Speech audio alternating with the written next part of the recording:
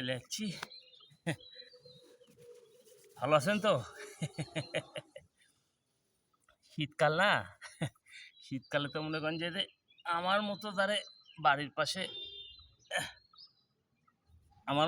বাড়ির পাশে মনে করেন খোলা মাঠ আছে, তারা তো মনে করেন চিন্তাই নেই।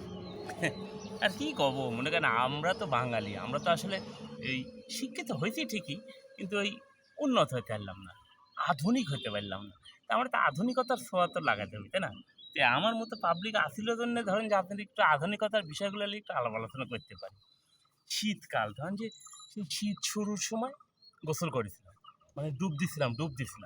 আমি তো যে শীত শুরুর সময় ডুব দিই আর শীত শেষ হলে আবার ডুব দিই। তো এই বিষয়টা আসলে অনেকের জানা নাই, কিন্তু বিকল্প তো কিছু করা লাগবে, তাই না? তো বিকল্প তো কিছু করতে হলে ধরেন যে আপনারা একটু জ্ঞান না দিলে আপনারা তো জ্ঞানই পাবেন না। এই যে ধরেন মাঠের পাশে খোলা মাঠ, এই যে সূর্য, মাথার উপর মনে করেন সূর্য পুরো ফোকাস মারছে, মানে এই যে বসে আছি, মনে করেন যে একচুয়ালি মনে করেন যে পুরো ফোকাস আমার উপরে, মনে করেন ভিটামিন দিয়ে ভরপুর। মানে শরীরে যত রোগ বালাই আছে মনে করেন একদম ঝাই দিয়ে মিশে শেষ। তো আপনারা যদি আমার মতো একটু, মানে সত্যি কথা কি আমি একটু আলছে, পানির তো ভয় পাই। আরে শীতকালে পানিতে মনে করেন যে পুরা বাঘ, আরে বাঘ কী করবো, পুরা রয়্যাল বেঙ্গল টাইগার।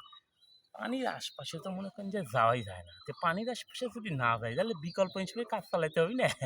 তো এই যে মনে করেন যে শীতের শুরুত মনে করেন একবার দিছিলাম, মানে গোসল করেছিলাম, ব্যাস।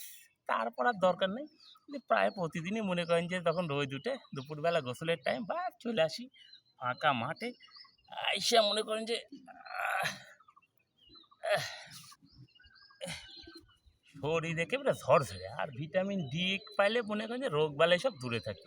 তা আপনারাও একটু বাঙালি, আপনারা তো আইলছে, আপনারা একটু মনে করেন যে আধুনিক হওয়ার চেষ্টা করেন।